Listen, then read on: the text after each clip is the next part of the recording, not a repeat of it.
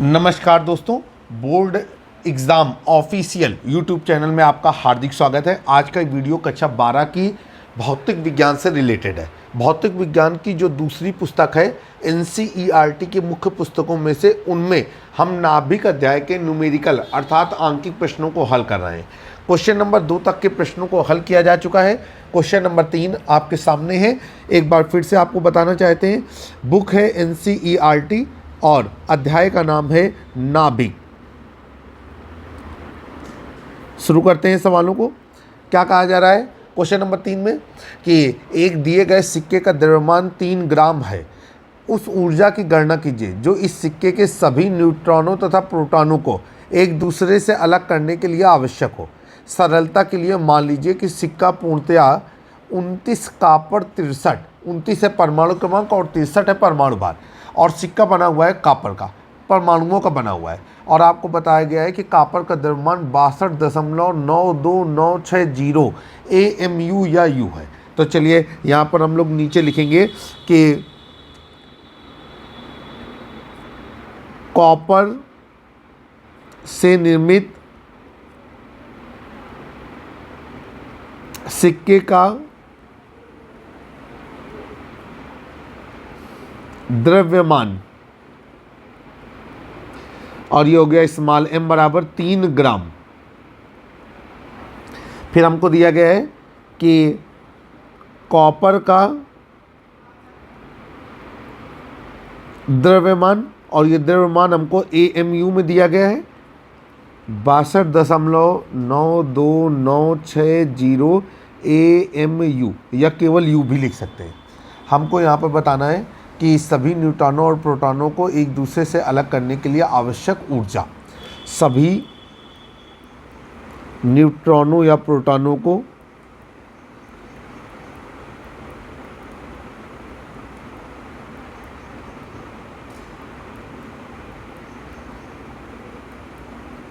एक दूसरे से अलग करने के लिए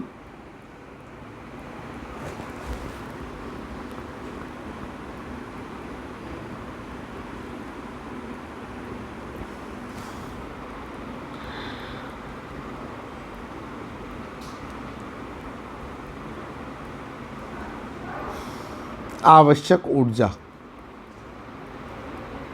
बराबर क्वेश्चन मार्क। चलिए भाई, हम लोग रेडी हैं। सबसे पहले हमको क्या करना होगा, यहाँ पर हमको प्रोटॉनों और न्यूट्रॉनों की संख्या निकालनी होगी। तो यहाँ पर लिखेंगे कि 29 कॉपर 63 में परमाणु क्रमांक, परमाणु क्रमांक होता है Z, वो हो गया हमारा 29। फिर नीचे परमाणु भार,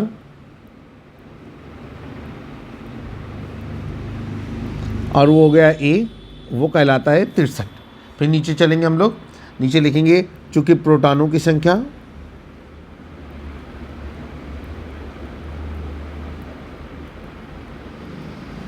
बराबर परमाणु क्रमांक,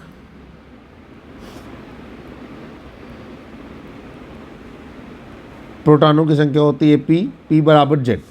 अब नीचे लिखेंगे P बराबर Z बराबर कितना, 29। तो इसलिए प्रोटॉनों की संख्या P बराबर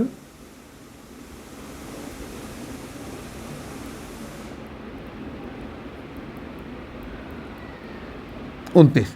अब इसके बाद न्यूट्रॉनों की संख्या निकालेंगे। तो यहाँ पर लिखेंगे चूँकि परमाणु भार बराबर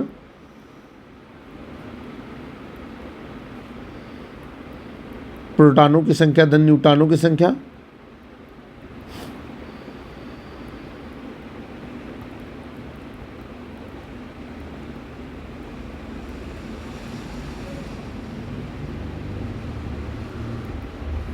चलिए परमाणु भार कितना है, परमाणु भार है हमारा 63 बराबर प्रोटॉनों की संख्या हम निकाल चुके हैं 29, और न्यूट्रॉनों की संख्या को हम स्मॉल n से प्रदर्शित करेंगे। पिछली 2 सवालों में हमने न्यूट्रॉनों की संख्या को कैपिटल N से प्रदर्शित किया, जिसमें थोड़ी सी दिक्कत आ जाती है। तो हम स्मॉल n से प्रदर्शित करेंगे, चूँकि कैपिटल N अन्य प्रतीकों के लिए भी इस्तेमाल हो रहे होते हैं। तो ये हो जाएगा स्मॉल n बराबर 63 में 29 घट गया तो हमारा निकला 34। तो ये हो गया आपका न्यूट्रॉनों की संख्या, न्यूट्रॉनों की संख्या नोट डाउन करेंगे। न्यूट्रॉनों की संख्या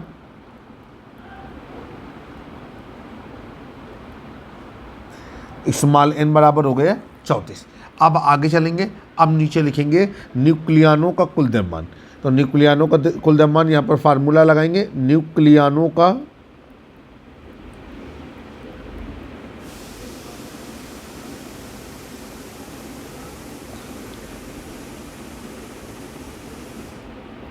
कुल द्रव्यमान बराबर, अब ये हो जाएगा कितने प्रोटॉन है हमारे 29, तो 29 गुणे एक प्रोटॉन का द्रव्यमान, 29 गुणे एक प्रोटॉन का द्रव्यमान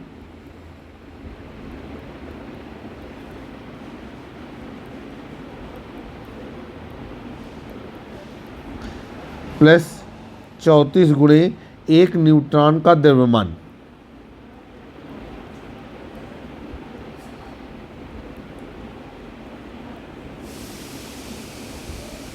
और ये हो गया आपका 29 गुणे, आप सभी लोगों को मालूम है कि एक प्रोटॉन का द्रव्यमान कितना होता है, ये होता है 1.00783, ठीक है, 1.00783, ठीक है, या बहुत सारे लोग लिखते हैं 1.00785, तो हम वही वाला इस्तेमाल करेंगे। तो ये हो जाएगा, ये यूनिवर्सल होता है, आपको याद रखना होता है। तो 1.00785 AMU या केवल यू भी बोल सकते हैं, प्लस 34 गुणे एक न्यूट्रॉन का द्रव्यमान कितना होता है, एक न्यूट्रॉन का द्रव्यमान होता है 1.0086665 AMU। आइए अब हम इसकी वैल्यू निकालते हैं। तो 29 में गुणा करेंगे 1.00785 का। आप लोग रेडी हैं, रफ कॉपी उठा लीजिए और गुणा करिए। तो ये हो गया आपका 29 गुणे 1.00785 और ये आ जाएगा आपका 29.226925 प्लस, अब हम लोग क्या करेंगे कि 34 में गुणा करेंगे 1.0088665 का, और ये आ रहा है आपका 34.29461। और जब हम इनको जोड़ते हैं तो हमारे जो कुल मान निकल करके आता है, न्यूक्लियन का कुल द्रव्यमान, वो निकल करके आता है 63.52185 और आगे AMU, इतनी चीज़ें आ गई। अब हम लोग इसके लिए रेडी हैं। अब हम लोग निकालेंगे द्रव्यमान क्षति। द्रव्यमान क्षति को हम लोग प्रदर्शित करते हैं डेल्टा M से, और वो होती है न्यूक्लियानों का द्रव्यमान माइनस नाभिक का वास्तविक द्रव्यमान। यहाँ पर नाभिक का वास्तविक द्रव्यमान दिया गया है 62.92960। तो यहाँ पर नीचे लिखेंगे, चूँकि द्रव्यमान क्षति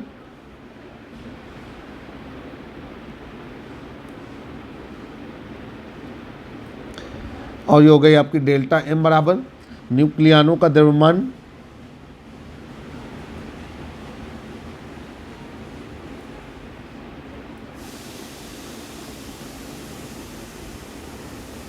माइनस, अब ये हो गया आपका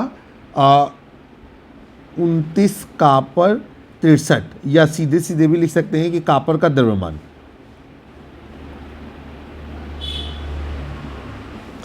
न्यूक्लियन का द्रव्यमान कितना है, न्यूक्लियन का द्रव्यमान है हमारा, दिया गया है सवाल में,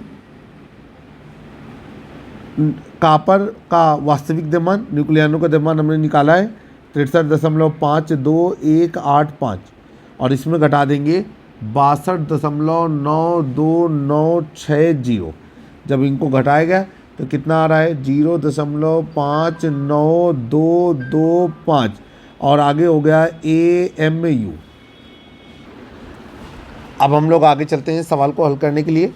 अब हमको क्या करना होगा कि निकालना है नाभिक की बंधन ऊर्जा। तो यहाँ पर लिखेंगे कि नाभिक, और किसका नाभिक, तो यहाँ पर लिखेंगे कॉपर के नाभिक की बंधन ऊर्जा, ठीक है।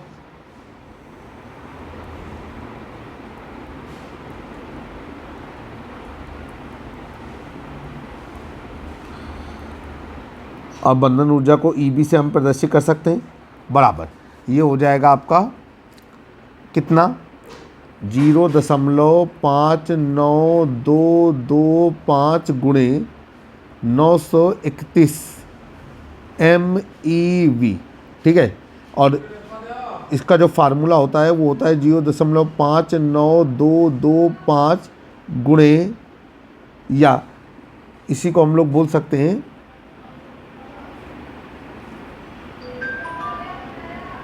डेल्टा एम गुणे 931 MEV।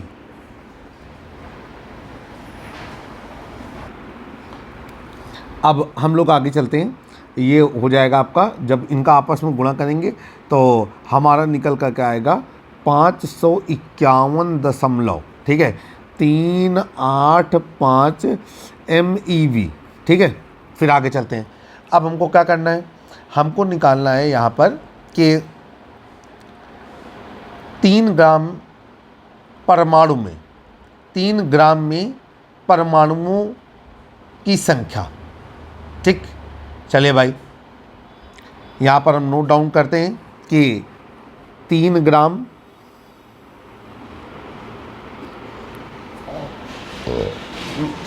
में परमाणुओं, और इसी को हम लोग कह सकते हैं या नाभिकों की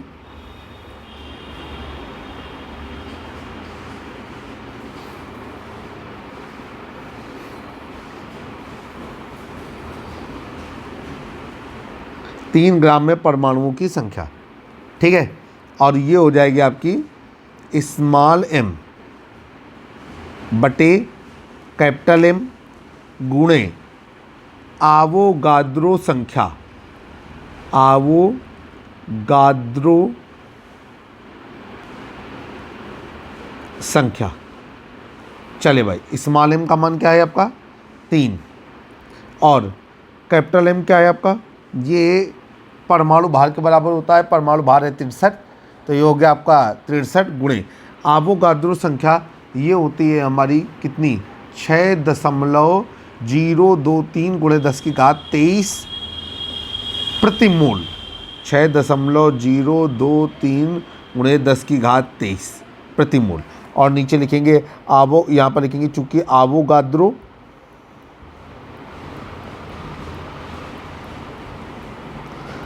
संख्या n बराबर 6.023 गुणे 10⁻23 प्रति मोल। जब हम इसको हल करते हैं तो ये हो जाएगा 3 एकम 3, 3 दूनी 6, 3 एकम 3 गुणे 6.023 गुणे 10⁻23। अब ये कितना आ जाएगा काटने पीटने से, जब हम इसको काटते पीटते हैं तो ये आपका आता है 2.86 गुणे 10⁻22। ठीक है, चलिए भाई, अब यहाँ पर क्या करना है, यहाँ पर हमको सिक्के के सभी न्यूट्रॉनों और प्रोटॉनों को एक दूसरे से अलग करने के लिए जो ऊर्जा है उसका मान निकालना है। तो वो क्या हो जाएगा कि इन्हीं परमाणुओं की संख्या में बंधन ऊर्जा का क्या हो जाएगा गुणा हो जाएगा। ठीक है, आइए आगे चलते हैं। यहाँ पर लिखेंगे कि कॉपर के सिक्के से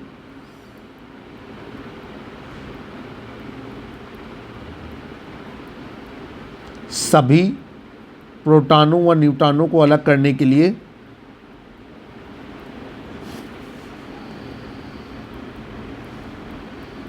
प्रोटॉनों व न्यूट्रॉनों को अलग करने के लिए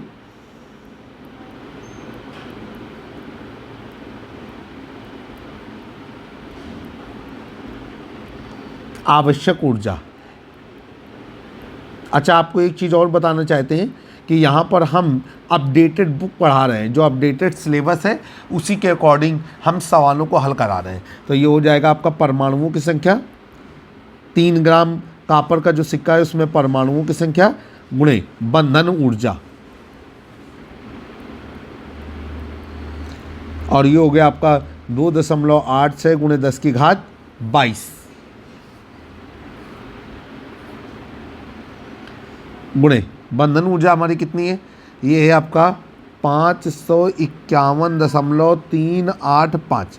जब इनका आपस में गुणा किया गया तो आ रहा है 1.6 गुणे 10⁻25 मिलियन इलेक्ट्रॉन वोल्ट, या बहुत सारे लोग इसको मेगा इलेक्ट्रॉन वोल्ट भी कहते हैं। यह हमारा आंसर हो गया। तो कॉपर के सिक्के से प्रोटॉनों और न्यूट्रॉनों को अलग करने के लिए जो आवश्यक ऊर्जा का मान है वो 1.6 × 10⁻⁻25 MeV के बराबर होगा।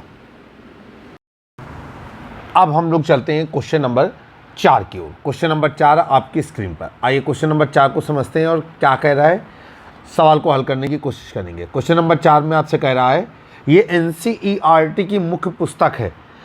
क्वेश्चन है, अध्याय का नाम है नाभिक।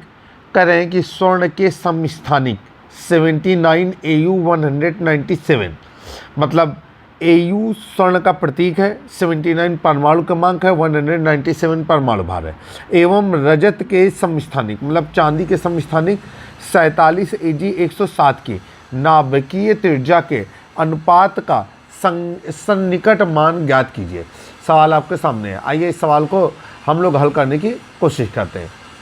तो हम लोग सबसे पहले क्या करेंगे कि नाभिक की त्रिज्या का जो फार्मूला होता है उसको हम लोग अप्लाई करेंगे।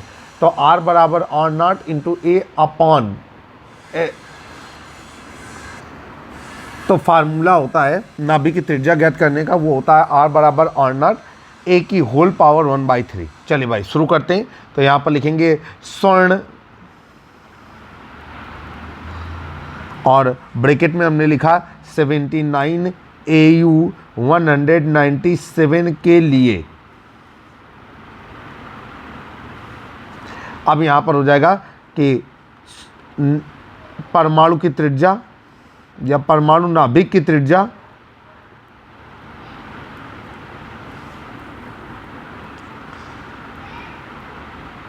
अब हम इसे मान लेते हैं R।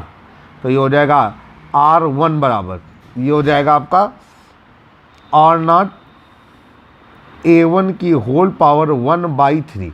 यहाँ पर फार्मूला होता है नाभिक की त्रिज्या का, हमने चुकी करके फार्मूला दिखाया नाभिक की त्रिज्या, और ये होती है आपकी R बराबर R0 इंटू A की पावर 1/3। चलिए भाई सवाल सॉल्व करते हैं। तो ये हो जाएगा आपका R1 बराबर R0। अब A1 का मान कितना है, A1 है परमाणु भार, तो यहाँ पर हो जाएगा A1 बराबर 197 की होल पावर 1/3। नीचे लिखेंगे A1 बराबर 197, A1 होता है परमाणु भार, ठीक है। अब 1 क्यों लगाया है, क्योंकि यहाँ पर 2 तत्व दिए गए हैं। अब नीचे लिखेंगे हम लोग, इसे डाल देंगे समीकरण नंबर 1, और फिर नीचे लिखेंगे रजत, और रजत क्या है आपका, ये है रजत 47 AG 107 के लिए परमाणु नाभिक की त्रिज्या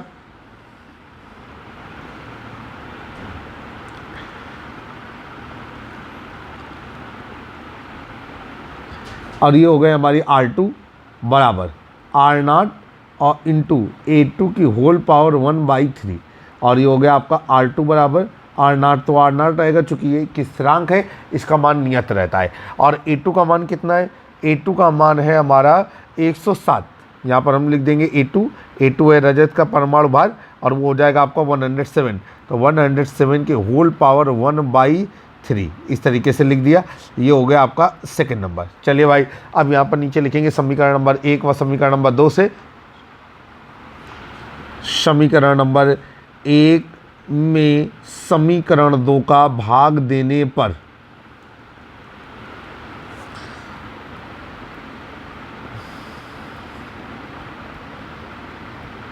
जब भाग दे दिया तो लेफ्ट से लेफ्ट का भाग, राइट से राइट का भाग, ये हो जाएगा आपका R1 upon R2 is equal to, ये हो जाएगा आपका R0 और ब्रैकेट में 197 की whole power 1/3 upon R0 bracket में 107 की होल पावर 1/3।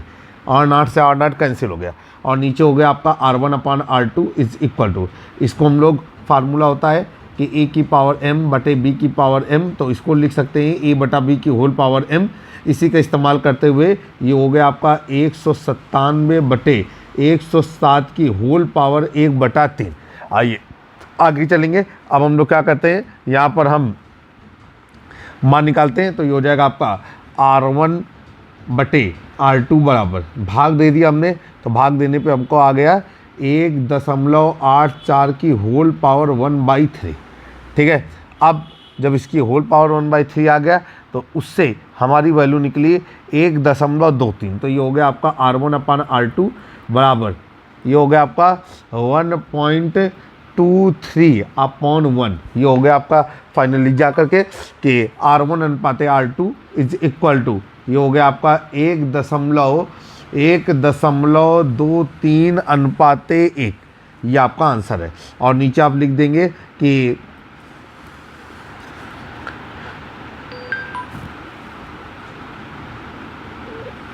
नीचे आप लिख देंगे कि स्वर्ण के समस्थानिक के नाभिक की त्रिज्या, स्वर्ण के नाभिक की त्रिज्या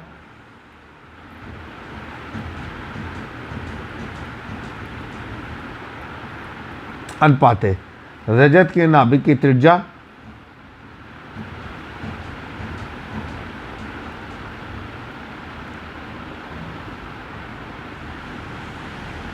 बराबर 1.23/1। ये आपका आंसर है। हम इसे आंसर शीट से जस्टिफाई कर सकते हैं। आज के इस वीडियो में इतना ही। जल्द ही हम एक नए वीडियो के साथ फिर से मुलाकात करेंगे। तब तक के लिए जय हिंद, जय भारत। कक्षा 9, 10, 11, 12 के केमिस्ट्री और फिजिक्स के न्यूमेरिकल के लिए आप हमारे YouTube channel board exam official को सब्सक्राइब कर सकते हैं। अगर हमारे पढ़ाते समय आपको कोई असुविधा हो रही है, कोई कॉन्सेप्ट क्लियर नहीं हो पा रहा है, या हमारी कोई बात स्पष्ट तरीके से आप तक नहीं पहुंच पा रही है, तो कमेंट बॉक्स में हमें ज़रूर मेंशन करें। जल्द ही हम फिर से मुलाकात करेंगे। तब तक के लिए नमस्कार। मैं आपका दोस्त और होस्ट इमरान।